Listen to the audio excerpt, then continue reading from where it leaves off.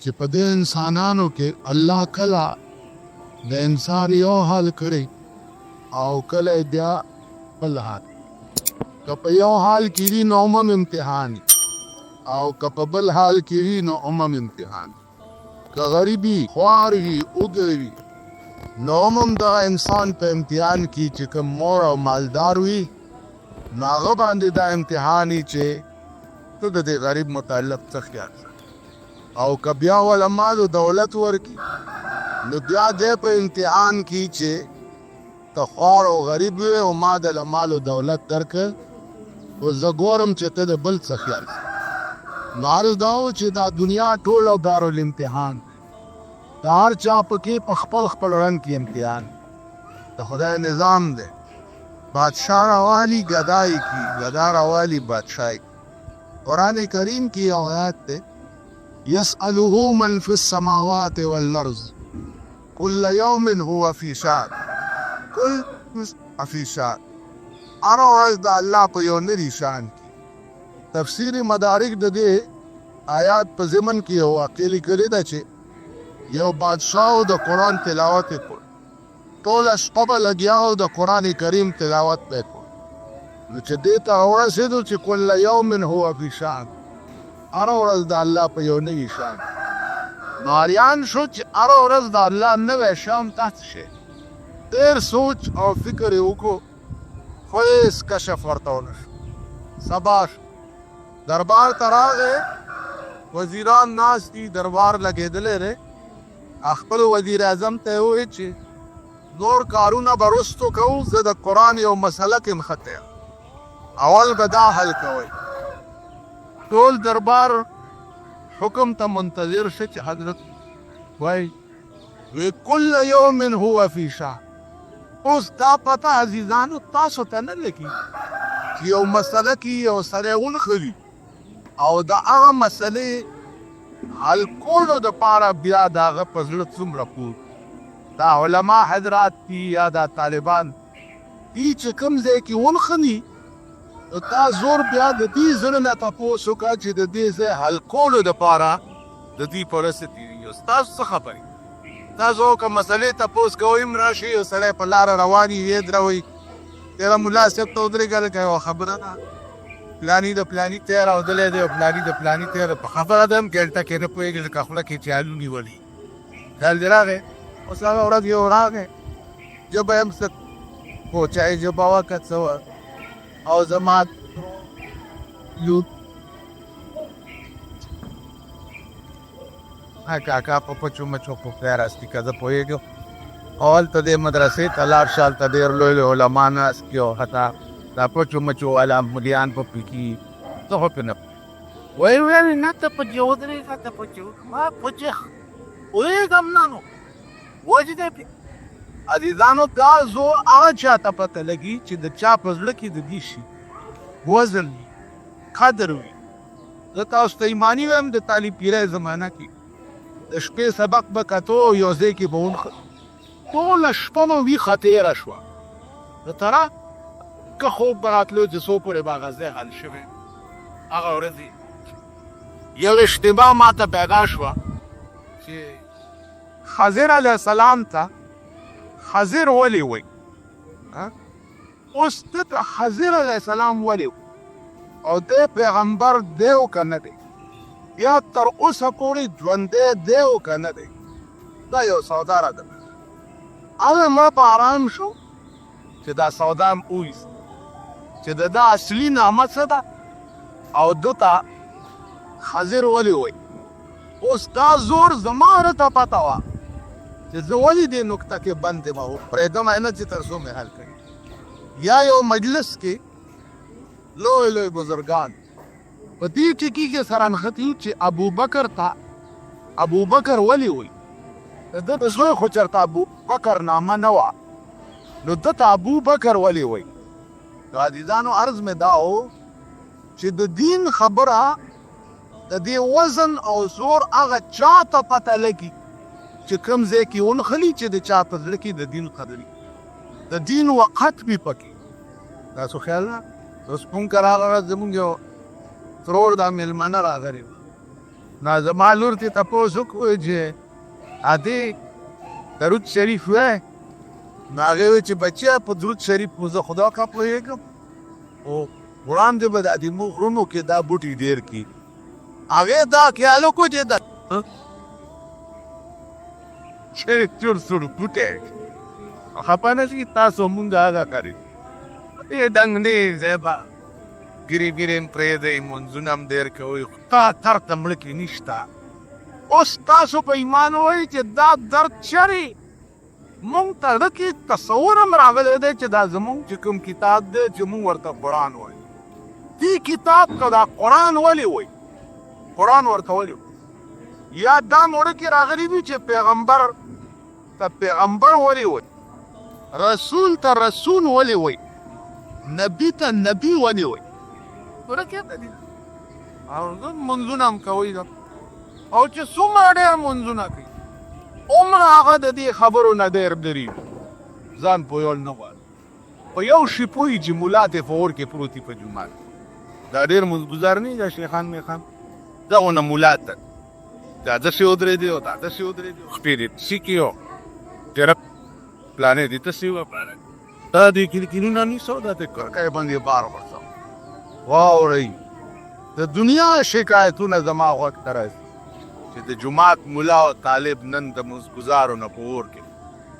تاسو د خدای لاک شکرونه نه وباسئ چې په دې زمانه کې تاسو نه ښایسته شکلونه دي، تاسو نه ښایسته خولې دي، تاسو نه ښایسته مخونه دي، تاسو نه ښایسته ژبې دي او هغه ستا په جومات کې سړو روټو ته ناست دی او دین زده کولو. دې ناست دی چې ته دا د ماکو غوندې مخ دې نیولی دی خوار شي په دا مردار شکل کړی چرې راشه دا ځای ګنده دی پوزه ولې نه دی چولی ته په توپه لګېدلی ته پوزه نه شی چولی. واورئ جومات ته راننوځئ کوم ځای ګندی جارو راوالي هغه ځای جارو کوي. پوهېږئ په خبره ځای جارو کا جومات ته راننوځې جارو راواله هغه د استنجاګانو ځای کې که چا غول کړي اوبه پرې واړوه او پاکې کړه ملا او طالب ته آواز مه کوه. نفس مرکه وی در بهاره کی شود سرسبز سنگ خاک شو تا گل بروید رنگ رنگ. ځان خاورې کې نو هله به رنګ رنګ ګلونه نیسي. ځان دې نه خاورې کړی ګلونه نیسي دي چا چې لږ نفس غټي نفس نو جومات نه چې خلک کوځي ته مخکې پاسه او پیزار ته لاړ شو د ټولو خلکو پڼې سموه. که د چا پڼې لګي ګندۍ صادر راواله په هغې وڅنډه پاکې ګورنې کې په دې نفس وړي په دې نه کېږي چې ځای به سنت دي کوستا کال او برتا کال والی دی او ډولی ډولی شي څه چندې مانځله راغلی ده نفس نو مړه او نفس مارا کم تر از فرعون نیست اونا اون مارا عون نیست. وی زما نفس د فرعون نه کم نه دی خو هغه فوجونه لرل او زما فوج زه بې فوجه فرعون یم بې فوجه فرعونیان دي زما دي ځانو نفس پړ که ځان ګلکل غواړئ نفس پړ وقت پیدا کړئ د دین د قرآن د حدیث د جناب رسول الله صلی الله اپنا هارو چې پاکستان دومره ذلیل ملک پاکستان دومره بے حیا ملک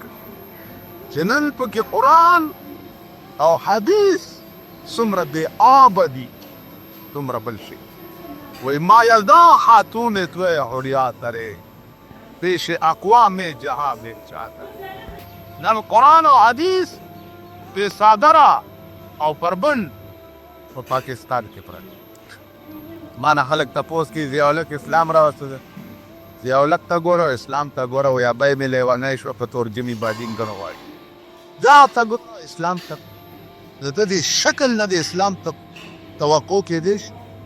اسلامونو خبرې نشته. اسلام تاسو براولی ضیاءالک یې نشي کولی اول په ځان اسلام جاری کړئ په ځان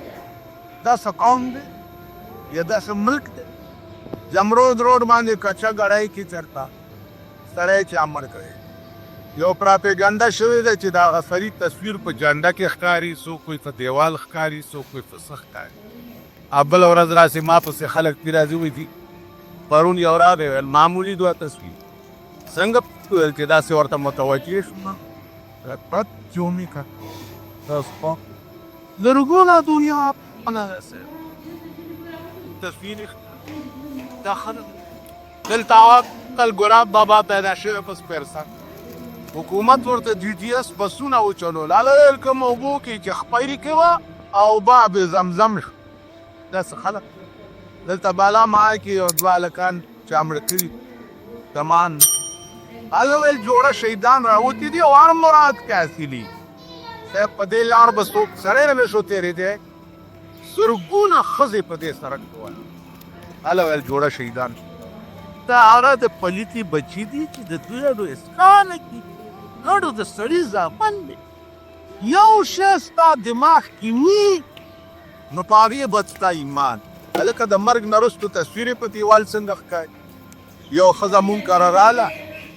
زمونږ کور والا دې تپوس وکړو ویل څه دې ولیدل ویل په جالو کې چې مې ولیدل ویل څه ګیره ګیره راته ښکاره شو یو بوډی کودړه و دا خلک او دا بلې ته زړې مکې د مشرک زامن او د مشرکانو اولاد دی د سړي یو طالب ما سره سبق ویلو ما دې چې مولانا صاحب زمونږ په دې مشرانو کې هم چېرته کافر تېر شوی هلو خدای خبر څو دوه څلور شپږ سوه کاله مخکې کېدی شي بیا وروستو مسلمانه شو پوه شو نو ویل زاریان هم چې دا چل څه دی نو ویل نو ستا پوه کړم چې دا د هر رګ راکې د کافر رګ را روان دی دې قوم کې هغه د کافرو رګ را روان کې مشرکان کېږي یا پې کافر کېږي بیا پې هر څه لږ چې څه زما عزیزانو عرض ته عقیده یو بنیادي شی دی چې عام مسلمان به اول عقیده زده کوي چې زما عقیده څه پکار ډېره یې سړي له عقیده نه ډېره پوه نه دی چې عقیده څه ته وایي اعتقاد څه ته وایي ایمان څه ته وایي اسلام څه ته وایي دین څه ته وایي مذهب څه ته وایي پوهېږي نه بس خو چې چا ورته څه ښکلي کړه هغې پسې د دې وجې نه چې دا لږ وخت دین زده کولو بادشاهانو به ټوله شپه قرآن لسته او چې کوم ځای کې به ونښته تر هغې به د ملک نور کار نه کولو چې څوک ورې بیا مسله حل کړې وزیر اعظم ته وایي چې کل یوم هو فی شان هغه ورځ د الله په یو نوي شان عزیزانو ستاسو اصلاح نه ده شوې ځکه د اسمان د طرف نه هم در باندې مهربانۍ لیکي اسماني مهربانۍ هم در باندې بند د نو ګوره دنیا ترقیږي بجلیش لوډ شیډینګ دی لوډ شیډینګ دی لوډ شیډینګ د اسماني عذاب دی چې په دې پل پرون ټوله ورځ لس منټه پس مې وکړه تپوس دې څوک کا د ملک پیداوار بیا د بجلی بل وګوره که دې قوم کې لږ ایمان وی او لږ خیرات وی پکې زما د ملک پیداوار کې زما په بل کې به فیول ټیکس ولې راځي ولې یا زما د ملک پیداوار په هغې کې د چونګي ټیکس راځي چونګي یعنې دا بل چې په چونګي راتېږي هغه ټیکس هم ته لګېدلی فیول ټیکس ته که چارجز دی هغه هم پرې لګېدلی بجلی روپۍ یونټ که څه ده هغه پرې وي دا ستا د ملک پیداوار د دې دا معنا ده چې غریب سړی چې چېرته پکي لاندې هم کښېنلي بیا کمپیوټر باندې راغی کمپیوټر سسټم دی د سلو کو ځای زر شوي وجي دا زر وکړه ما خو یو باتی به نه کړې ده دا زما ما ده بل داخل که بیا جګړه کوه کینی میټر در نه کړ اوس زر روپۍ به غریب سړی کوم ځای نه داخلي دا بل عذاب دی ده هسپتالونو ته ورشئ 13 روپۍ ورځ د تاکي مزدورې او چیرول سپیشلیست دی 200 روپۍ فیس دی د ماشوم کته هغه 200 به کوم ځای نه ته ده کې او د 200-300 روپو د دوايانې او ډریپونه ولیکي ابه کم تنه د ملک ته د غریب د خوراک سکاک او د علاج ډېر ضرورت دی او که د غریب ته د مردار ډویژن جوړولو ډېر ضرورت ده دوی ته څه د دیوال ته لګیا اوس ته ووایه چې د ملک اقتصادیات وګوره سال دی نو مردان ډویژن کول ډېر ضروري او بیا په یو ډویژن جوړولو باندې کروڑونه روپۍ خرڅ یو دله جوړولو باندې کروڑونه روپۍ خرڅ اوس وایي ته په بستر د بېغمۍ کوي خو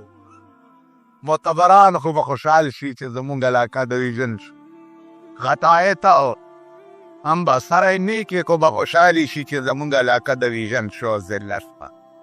نو ته په بستر د بېغمۍ کوي خوبونه زما په مخ کې اوښې لارې څوک اور کې پراته او څوک د ډویژنونو په چکر کې ضرورت یو امیر دی د مکې یو امیر د بیت الله شریف په باب السعود دروازه کې پاس ناست یو امیر د ټول مکې نظام چلی دفتر نشته عدالت نشته مجسټریټي نشته ججي نشته ټول څه ګوره مجسټریټانو باندې اربونه روپۍ ښه ججانو باندې اربونه روپۍ ښه های کورټ باندې اربونه روپۍ ښه سپریم کورټ باندې اربونه روپۍ شرعي نظام چې راکړي دا نظام به ختم شي او د هرې علاقې فیصله به د خپل علاقې په جومات کې جومات به عدالت وي جومات به های کورټ وي جومات به سپریم کورټ وي جومات به ججي نو یو طرف ته کربونه روپۍ خرچ په اسلامي ملک کې په غیر ضروري اشیاء باندې او بل طرف ته د چا بچی د بیمارۍ نه مړ کېږي هغه ته د تارو پیسې نه دا به نور در سره کېږي انشاءالله نور ټول چینجی په دې غریبه اوس الیکشن اعلان لا نه دی شوی د غریبان تخنیف هله جي کله به هله جي کله څه چل دی تاسو ګمور میړه والا پیدا کړئ چې هغه سره به منډې وایي باران کېنه پیړه دې ورکړه باران کېنې سټه موزه خپل روزګار کوو که وخت راغی چېرته ووټ وچاړی وه باران کې پرتګونه دې غریبان ایستي او په دې دا بسواري سرمایهدار سنداګان سر به پراته یي صاحبه خو دا غریبانو ته وګوره سارې خدای ته وګورئ خدای ته رجوع شئ قرآن او حدیث ته رجوع شئ چې دنیا مم ښه شي او آخرت مم ښه شي کینی تباه کېږي نور به ذلیله کېږئ نور به رسوا کېږي نور به شر سرمایهدار درته خدای ښایي وقتا په وقتا ویې خور پرون دې کته دا شي ټوټې لګېدلې وې په موټرونو کته نن څه شو ته وزیر ګرځې د پوزې او د ستنې سارې جنګېږي خپل بله ورځ مې کتو صاحبه په دغه کې یو وړوکي موټر کې ناست دا پوزه یې نور هم راټیټه شوې وي خدای دې مولانا کچه خدای مولانا هم دې بد قسمته ملک وزیر کړی دی شرابي خل ډاکو بېایمان بدماش تم دې دله ملک وزیر کړی موجودت دویزاغا کې ناسته کو سر دس ټیک دلاندې د ځامیرونه کوي یو مولا ورته ورته زه مولا صاحب ماته راکړې ته چې راغې نو ما ورته دا شعر ووایي چې زاغان کې لاسته په سر بست پاپیان دلاندې د ځامیرونه کوي رزیلال پاسی عبدالعظیم په شریف نه تیرا زنا کوي چرته رزیلان د زمانې ګوري په سر د سر وي او چې راوې غورځوي عالم کې رسوي دا د خدای عتب وزیر اعظم ته ووایي بادشاه چې کله یوم هو فی شان هره ورځ الله پرې ونوي دا به تاسو نه پېښور ښار ناصر خان اسلامی کیسټ هاؤس مهرون کچهری گیٹ اشرف روڈ سرائے فقیر خان د ناصر خان سره هر ساعت ملاویږي او د دې نه علاوه د دیني تکارو کیسه وهي تاسو نه د دې دوکان نه ترلاسه کېدی شي او خصوصا د علامه دیوبند د تقاریرو کیسه دی. خیال کوي چې اوس که ملا نه تپوس کوم چې دا مسله څنګه ده، دا خو زما بېعزتي ده، ځکه چې وزیر اعظم به جنیجو به څنګه د ملا نه تپوس جنیجو مولید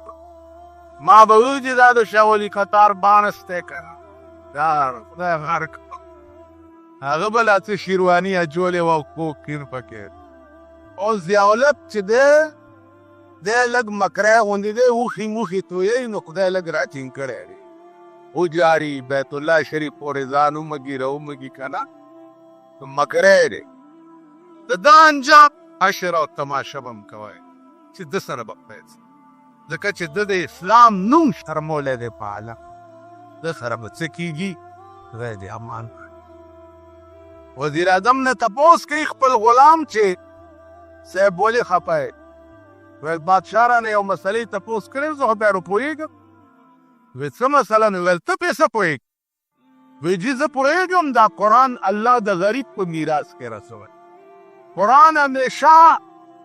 خدمت هغه سینې کړی دی چې کومه سینه اوږې وي مړې کړی دی او مړې سینې چېرې د قرآن خدمت تاسو ورشئ دا څومره مدرسې چې دي او دا طالبات پکې سبق د یو خان او د نواب او د ارباب زوی به پکې ونه ګوت چې اسلامي مدرسه کې قرآن او حدیث وایي ټول د خوارانو غریبانو بچي پکې ستا لیدلي معتبرانو بچي صاحب کانوینټ پبلک سکول او مری کالج او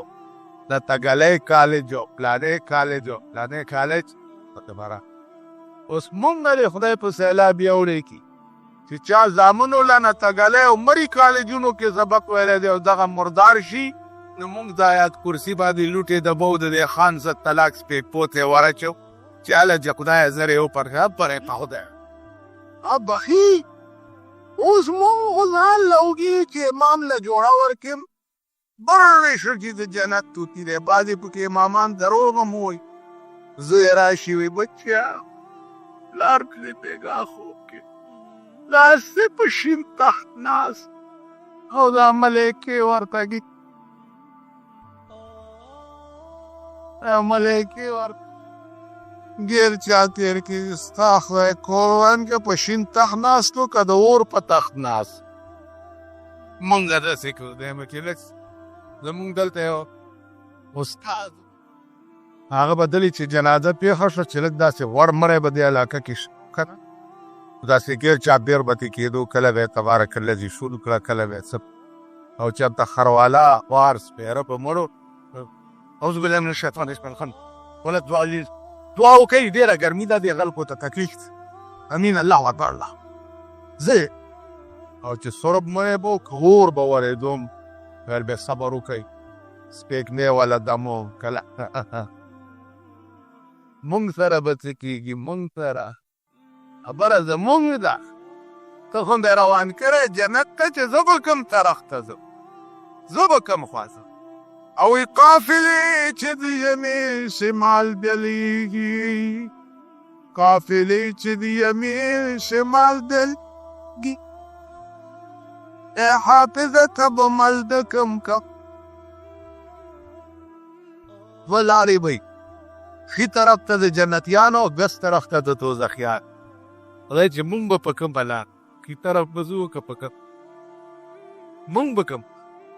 وزیر اعظم نوکر ځان سره کو سباله او دربار ته بوتلو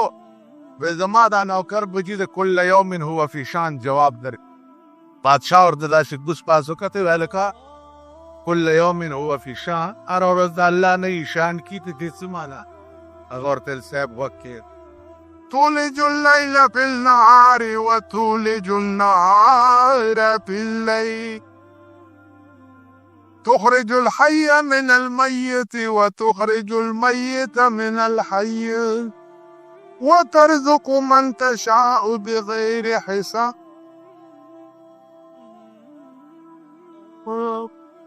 اے بادشاہ ہر ورځ د الله نوې شان او نوې کار دی شپه ورځ پکې راننه باسي رڼا جوړه کي ورځ وي شپه پکې راننه باسي تیاره جوړه کي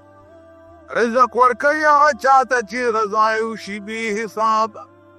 بل کار یې نه د الله دعا دی چې د ژوندي نه مړی پیدا کړي او مړي نه ژوندی پیدا کړي په دې یو ټکي بادشاه ورته پوه نه شو چې ژوندي نه مړی پیدا شي او مړي نه ژوند دوی سید چرګه ژوندی شی دی هګۍ ترې مړه پیدا کړي هګۍ مړه شی دی بچی ترې ژوندی راوبس بادشاه ټیک وزیر ته یې وباسه دا د وزارت چوبه دی او دې غلام ته یې واوه ته د وزارت قابل نه یې چې په قرآن نه پوهېږي وزارت قابل هغه څوک دي چې په قرآن جوبه وزیر اعظم وویسته او نوکر ته یې واغوست چې واغوستو ده خدای داسې کولی شي د جنیجو د نوکر په ځای دی چې کوم نن د ملک وزیر اعظم د جنیجو وزیر اعظمي خدای د هغه نوکر له ورکړی که ورې نه خدای داسې کوي چې واغوستو له شاهي سلامي ورته وشو دا غلام بیا راپاڅېد پادشاه ته یې پادشاه سلام دې ټایم کې د خدای یو نوی کار قل واوره هغه ورته وایه ورته وایي قل ملك الملك تؤتي الملك من تشاء وتنزع الملك ممن تشاء وتعز من تشاء وتذل من تشاء بيدك الخير إنك على كل شيء قدير بادشاه عزت ورکولو والام خدای ذلت ورکولو والام خدای همغه ورځ د الله انوار پرېوتی نه دی دا وزیر اعظم او زه غلام ما اوس یې زه وزیر اعظم کړم او دا یې زما غلام کړ حتی د خدای په دې ځای کسته شي منت کې ورته خدای ما لندن پرونو زور ستا د پېښور کمیټه مات سسپینډ ولې سسپینډ وایي چې دوی خپلو کې پرې جوړېده نه جوړېده څه معنا په هډوکې او تا ځان ته راښکو ما ځان ته را که بل څه وو هډوکي لکه د دوو غویانو منځ کې کانټا ونښي یو غویم په خوله نه ایستي یو بل هم نه ایستي یو وایي دا ترې راجوپوي وایي دا څه کانټا پکې دغه چل پرون چې چا کړی و هغه سره هم نن وشو د خدای عادت په دې جاري خو افسوس په دې دی دا اوس قانوني خبره ده تاسو پې پوهېږئ یا نه چې 21-22 باندې پرون خو د بجټ منظور په 21-22 نو بجټ دې په 21-22 منظور کړو او کمیټه یې دې سسپینډ کړه ځکه چې جوړېده تا وی درمیان کار دریا ہم چو بندم کر دئی باز میں گوئی کے دامن تر مکن ہوشیار اوبو کې د غرزولې مې موراته چې کلمنې د لمدې کې نو وجنم دیو نو 21-22 باندې پرون بجټ ولې پاس شو چې نن کارپوریشن سسپینډ دا زموږ بیا تاسو وګورئ پرون قومي اسمبلي ماته شوه وفاقی کابینه ماته شو ولی صدر صاحب وی چې دا ټول نااهلت ظالمان دي د قوم دشمنان نو په کم صابون دی ووینځل چې اوس اهل کړو او مغز